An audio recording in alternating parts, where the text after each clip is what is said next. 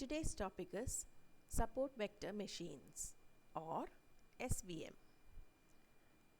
SVM is a popular method for classification.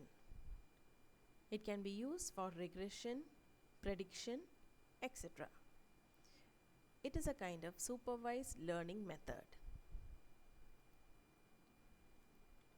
Today we shall see how SVM can be used for classification. Consider a binary classification problem. As the name suggests, since it is binary, we have two classes.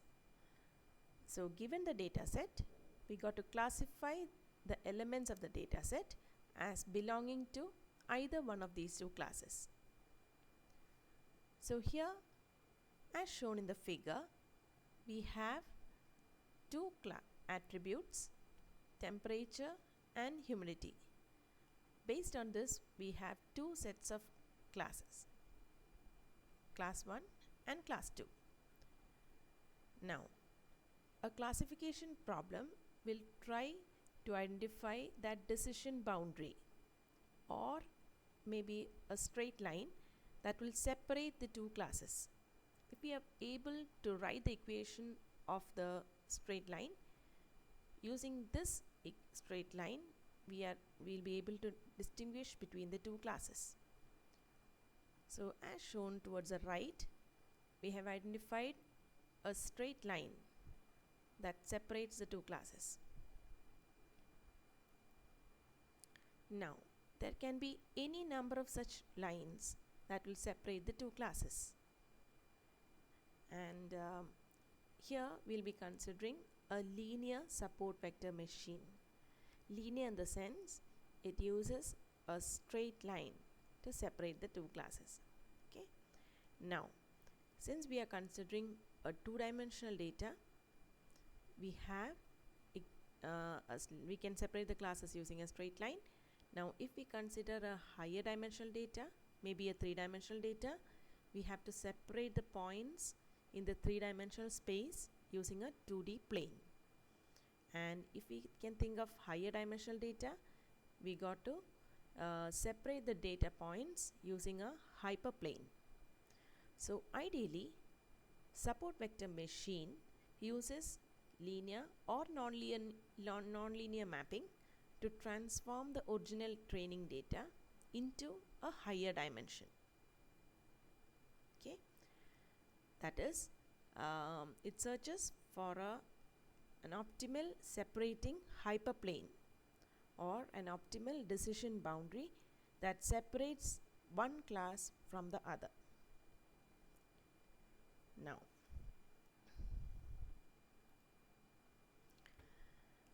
in this example, we can see that we can separate the two classes using any number of lines that can be drawn within this region or any other region. Now, the aim of support vector machine is to maximize this margin between the two classes. Okay. Consider this example where we have class 1 and class 2. Class 1 refers to the class of students who are likely to buy a computer. That is, for class 1, output y will be +1 or buys computer equal to yes. And for class 2, output y is equal to -1 or buys computer equal to no. So we have two classes. Now, in order to minimize the error while classification, we got to find the best line that will separate the two classes or the best hyperplane that will separate the two classes. Now, SVM approach tries to search for the maximal marginal hyperplane. What do you mean by maximal marginal hyperplane?